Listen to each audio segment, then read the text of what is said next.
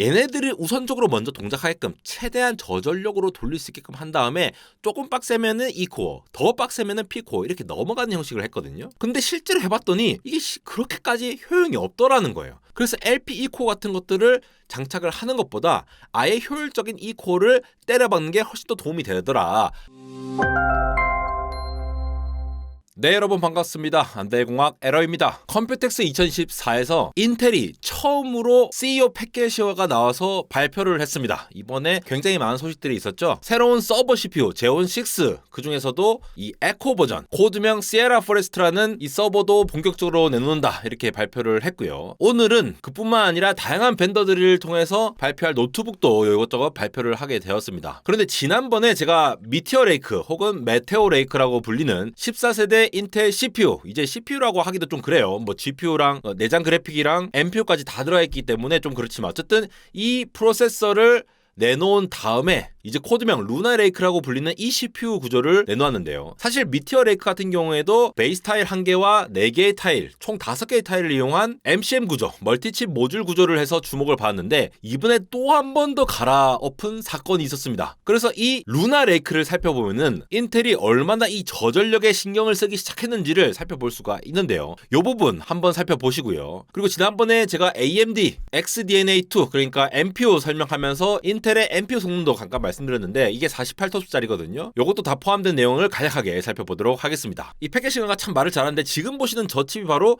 루나 레이크입니다. 이전 세대의 메테오 레이크와 같이 랩탑에 들어가는 프로세서라고 보시면 되겠고요. 재밌는 거는 이전에 미테오 레이크는 메인 코어 같은 경우 딱 한 타일만 인텔이 만들고 나머지에 TSMC한테 맡겼죠. 그런데 이번에는 죄다 모두 다 TSMC에 맡겼습니다. 바로 TSMC의 3나노 그러니까 N3B 공정이죠. 첫 번째 3나노 공정을 사용해서 만들고 그 컴퓨터 타일을 만든 다음에 나머지 부분들 그러니까 뭐 컨트롤러라든가 아니면 IO 쪽이라든가 이런 것들을 또 TSMC의 N6 그러니까 6나노 공정이죠. 그걸 사용해서 합치는 구조로 여전히 MCM 구조를 만들어냈습니다. 그래서 이제는 그냥 CPU다라고 말을 하기가 어려운 게 노트북용으로 들어가는 거는 애플의 M 시리즈도 마찬가지고 퀄컴의 스냅드래곤 X 엘리트도 CPU, GPU, NPU 다 모아서 만들잖아요. 마찬가지로 인텔 같은 경우에도 이 루나 레이크가 CPU, GPU, NPU 코어를 모두 다 포함하고 메모리 컨트롤러까지 포함을 하고 있습니다. 그래서 이전에 메테오 레이크처럼 실리콘 인터포저에 해당하는 이 베이스 타일을 이용해가지고 그 위에 딱딱딱 꽂는 형식이거든요. 이거 좀 자세히 살펴볼게요. 이게 타일 기반 설계를 사용했다라고 하는 거를 어떻게 보시면 되느냐, 결국은 메테오 레이크에서도 말씀을 드렸지만도 타일이 여러 개 있는 것들을 각각 서로 다른 웨이퍼에서 만드는 거예요. 만든 다음에 우리가 흔히 후공정이라고 하죠. 패키징.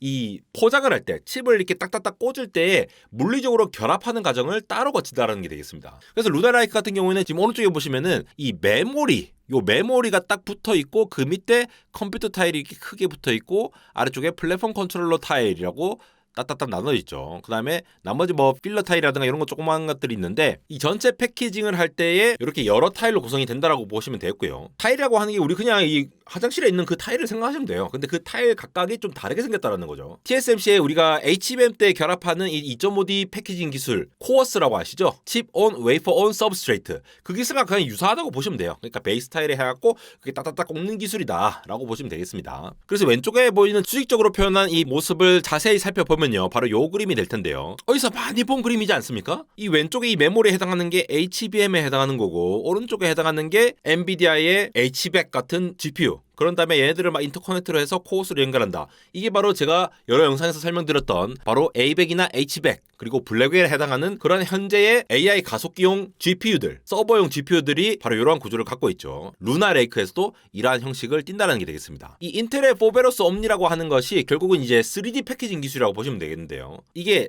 다이들, 그러니까 이제 우리 타일이라고 하는 이 다이들을 서로 이렇게 쌓으면서 가능한 구조입니다. 그래서 3D거든요. 원래 2.5D 구조라고 하면은 하나는 2차원, 하나는 3차원 해가지고 2.5D 이렇게 부르는데 이 3D 패키징이라고 하는 거는 적층에서 하는 것까지 고려를 했다라고 보시면 되겠습니다. 그래서 실제 칩 모습을 보시면 이렇습니다. 보면은 메모리가 있고 메모리가 두 개 이렇게 따로 돼 있는데, 자 이제 이게 애플의 설계 구조랑 이 스마트폰에 들어가는 구조를 노트북도 따라간다라고 보시면 돼요. 예전에는 이 LPDDR 램을 따로 이렇게 꽂는 스타일로 특정 폼팩터로 딱 하는 스타일로 했는데 이제는 한 덩어리를 이렇게 묶어버리는 스타일로 한다는 거죠. 그래서 인텔의 루나 레이크 같은 경우에는 이 D램 용량을 바꿀 수가 없어요. 업그레이드하거나 이렇게 할 수가 없고 애초에 16기가라든가 32기가 이렇게 LPDDR을 그대로 쓰는 걸로 LPDDR5X가 들어갔거든요. 그래서 별도의 메모리 스틱을 꽂는 형식이 아니다. 이렇게 이해를 하시면 되겠고요. 왜 이렇게 했을까요? 이게 중요한 포인트거든요. 이게 실제로 우리가 이 SoC를 설계를 하고 실제로 발열을 체크를 해보면은 컴퓨팅 하면 이제 발열이 날 수 있죠. 근데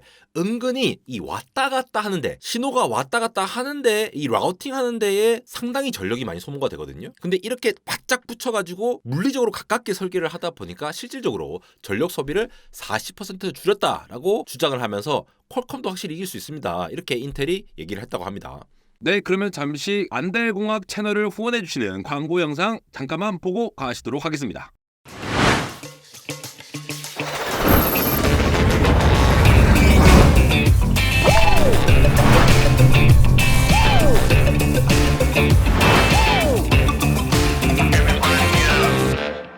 네, 그럼 다시 돌아가겠습니다. 이전에 미티어 레이크 같은 경우에는 이런 구조였죠. 그래서 그래픽 타일, SoC 타일, IO 타일, 컴퓨터 타일 이렇게 4개를 딱 해가지고 베이스 타일 딱 넣어가지고 만든 게 되겠는데 이때와의 차이점이 뭐냐라고 하면은 대표적으로 볼 수 있는 것이 바로 새로운 코어가 있었어요. 무슨 말이냐? 저전력 E코어라는 게 새로 생겼었거든요. 메테오 레이크 때. 루나 레이크 아닙니다. 메테오 레이크 때 로우 파워 E코어라는 것이 SoC 타일이라는 곳에 들어가 있었어요. 그러니까 보통 E코어, P코어라고 하는 것이 이 컴퓨터 타일에 모아져서 있었는데 SoC 타일에다가 이 로우 파워 E코어라는 거를 2개를 딱 끼워 넣었던 거예요. 이거 왜 이렇게 했을까라고 보면은 이전에 E코어가 동작하는 것들을 잘 봤더니 이 SoC 타일의 LP E코어, 로우 파워 E코어 얘네들을 우선적으로 먼저 동작하게끔 최대한 저전력으로 돌릴 수 있게끔 한 다음에 조금 빡세면은 E코어, 더 빡세면은 P코어 이렇게 넘어가는 형식을 했거든요. 그래서 이제 로우 파워 아일랜드라고 얘기를 하는데 저전력 E코어를 먼저 돌리게끔 하면은 나머지 컴퓨터 타일에 해당하는 이쪽 부분들을 전체적으로 다 끌 수가 있잖아요.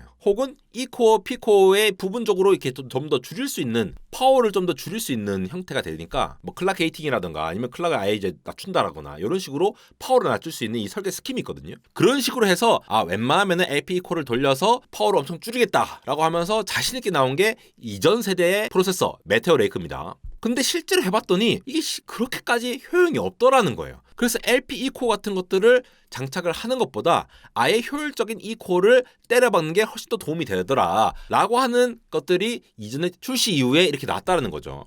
LP E코어를 이렇게 막 돌리면서 P코어로 스위칭을 한다. 근데 이번에 루나 레이크로 넘어오면서 이게 지금 LP E코어가 동작이 이렇게 빡세게 하는 거 그러다가 갑자기 P코어로 가고 P코어로 갔다가 다시 E코어로 갔다가 이렇게 나오고 뭐 이렇게 왔다 갔다 하는 부분들이 있는데 이게 결국은 SoC 타일에서 LP E코어가 많이 동작하게끔 해야 전력이 많이 줄어드는 거잖아요. 근데 이 스케줄링에 약간 이슈가 있었던 것 같아요. 실질적으로 우리가 사용을 해보니까 프로그램 돌리고 막 이렇게 돌리고 해보니까 우리가 원하던 스케줄링으로는 동작을 하지 않아서 뭔가 좀 잘 안 되더라, 전력이 잘 안 줄더라 라는 얘기가 있었던 것으로 보입니다. 그래서 루나 레이크로 넘어왔을 때 그냥 E코어에서 바로 그냥 P코어, 그냥 E코어로 계속 돌리다가 그냥 바로 P코어로 넘어가는 형태로 스케줄링 다시 짰습니다. 그러니까 로우 파워 E코어를 1년 전에 만들었었는데 이걸 그냥 다시 없애버린 거예요. 그래서 이 E코어가 이전에 로우 파워 E코어에 대비해서 3분의 1 전력밖에 안 되는데 동일한 성능을 가지게 된다고 합니다. 여기에 들어간 게 이제 스카이몽트라는 이 아키텍처인데 이 스카이몽트 같은 경우에는 결국은 이 독립적인 로우 파워 아일랜드를 갖고 있어요.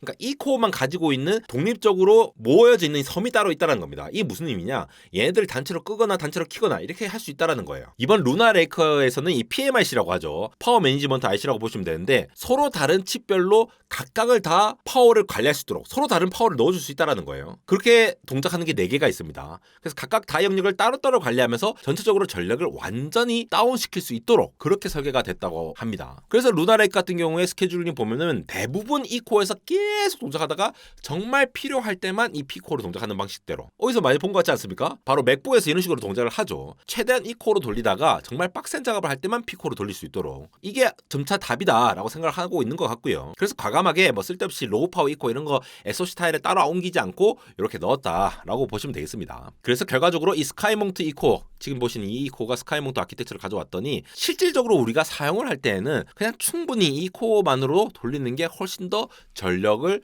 덜 소모를 하더라라고 결론을 내린 게 되었고요. 이렇게 딱 격리가 가능하니까 실제로 피코를 안 쓸 때는 이렇게 딱 격리된 부분에 파워를 아예 꺼버린다거나 좀 적게 쓴다거나 이렇게 따로따로 관리할 수가 있는 게 강점이라고 볼 수가 있겠죠. 그리고 실제로 이제 성능이나 뭐 전력 같은 거 보면은 스카이몬트 이코 같은 경우 루나 레이크에서 동일 LP고 대비해서 아까 말씀드렸다시피 파워가 3분의 1 줄어들었다. 동일 파워에 대해서는 성능이 70% 이상 향상됐다. 이런 것들도 대표적으로 볼 수가 있고요. 싱글 스레드 성능입니다. 멀티 스레드 성능은 파워는 3분의 1, 퍼포먼스는 훨씬 더 높게 가져갈 수 있더라라고 하는 부분들이 있겠죠. 전력을 줄인 것만큼 그만큼 성능으로 취할 수 있는 영역이 훨씬 더 커졌다. 라고 보시면 되겠고요. P코어, E코어 전부 다 P코어는 이제 라이언 커브라고 불리거든요. P코어는 또 하이퍼 스레딩을 제거를 했어요. 근데 여전히 성능은 우수하게 가져가니까 아무래도 전력에 치중하면서도 3나노 공정에서 가져올 수 있는 그러한 공정빨 성능을 최대한 끌어올리면서 L1 캐시, L2 캐시 말고 L1.5 캐시를 도입해가지고 좀 더 이 브랜치 프레딕션이라고 하죠. 빨리빨리 캐시해서 명령어를 빨리빨리 가져올 수 있는